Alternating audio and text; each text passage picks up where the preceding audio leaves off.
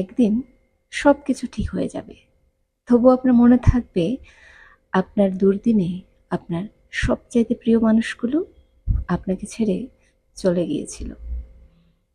একদিন সব কিছু ঠিক হয়ে যাবে, তবু আপনার মনে থাকবে কতটা নির্ঘুম রাত আপনি কাটিয়েছেন, বিছানার এপাশ ওপাশ করে এক ফোঁটাও আপনি ঘুমোতে পারেননি। একদিন সব কিছু ঠিক হয়ে যাবে, তবু আপনার মনে থেকে যাবে যে আপনার বিষণ্ণ বিকেলগুলোতে কেউ আপনার পাশে ছিল না, কেউ না।